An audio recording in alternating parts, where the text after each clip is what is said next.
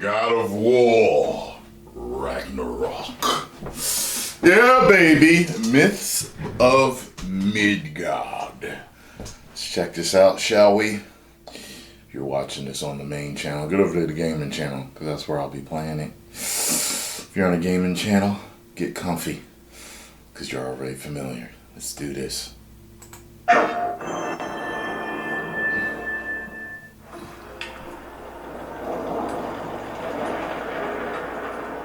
It's quite the storm we're having. Seems Fimbulwinter's here to stay. It will pass, though. All things do. In the meantime, how about a story while we warm by the fire? Is she evil? Something about her seems evil. Oh, filthy spies.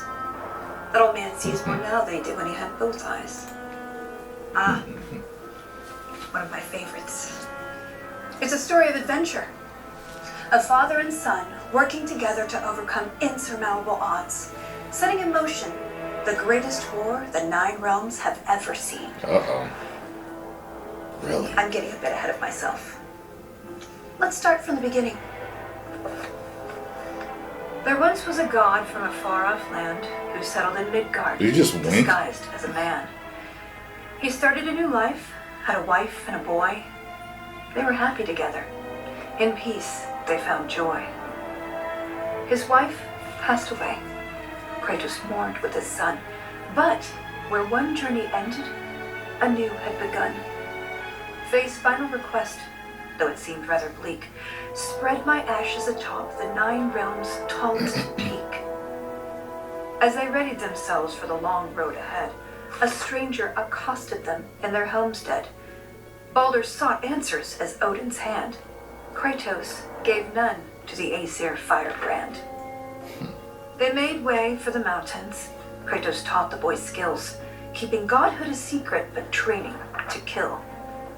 Gods were always in danger, this Kratos knew, but secrets, he'd learn, could harm the boy too. They found Mimir in a tree, punishment for his wrongs, so they lopped off his head, and they brought him along. Mimir held ancient wisdom and knew the lost god of war. He warned, tell the boy, but Kratos ignored. No, now hold on a minute. Is that all that's in there about me? Something to add? Actually, yes, I do. You see, Odin, in all of his dreadfully paranoid wisdom, trapped me in that bloody tree for perceived wrongs. And I led quite the colourful life before even meeting him. It all started when I was just a lad in the service of a great fairy king. Riveting stuff, really.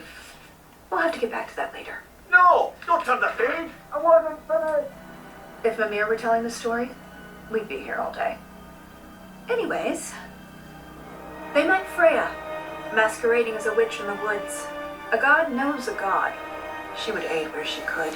She cautioned, you must tell your son he's divine. But Kratos dismissed her. He'd regret this in time. On the road, Baldur's allies, Thor's sons, attacked. Something snapped in Atreus as he tried to fight back. The Aesir lost the battle, but Atreus fell too. Kratos rushed him to Freya. She would know what to do. Freya was disheartened with the father's neglect, but with the heart of Hell's troll, she could save his son yet. Kratos thundered through Helheim and slew the great troll. He had captured its heart, but in his, burned a hole. He returned with his offering. Freya cast a keen spell, and Atreus was healed, though not all was well.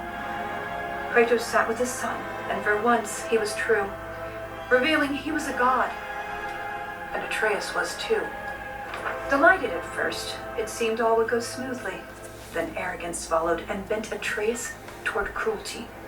With tensions flared, Baldur preyed on their discord, casting back into Helheim Kratos and his ward.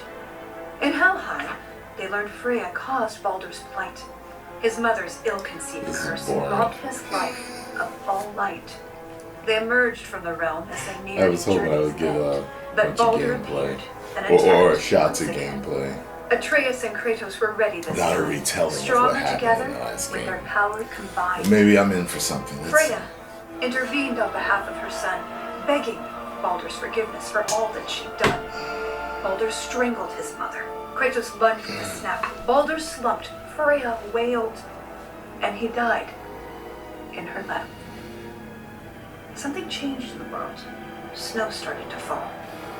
The dawn of Fimbul winter. The dusk of it all.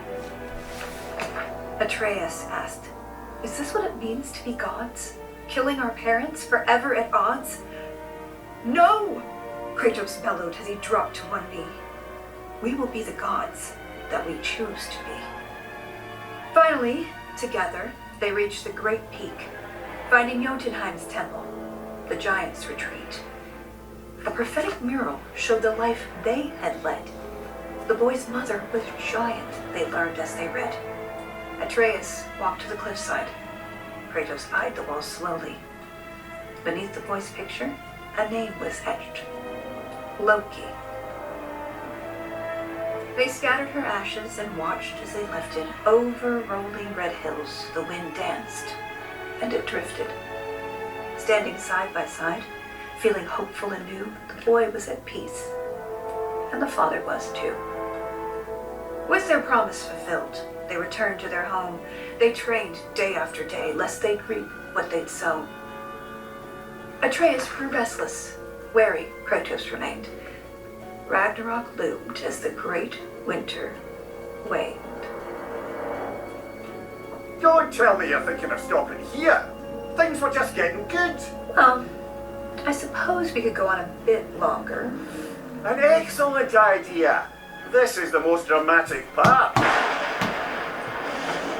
On second thought, perhaps we better cut it short.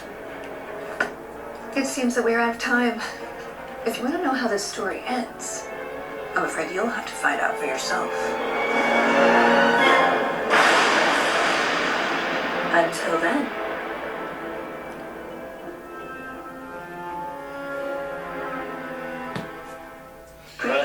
Okay. Alright.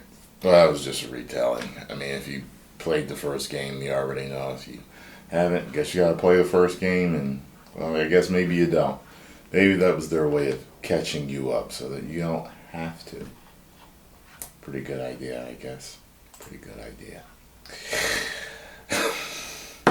Post comments down below. Let me know what you thought. I didn't think it was needed. And it wasn't funny either. It didn't work for me at all. Woo!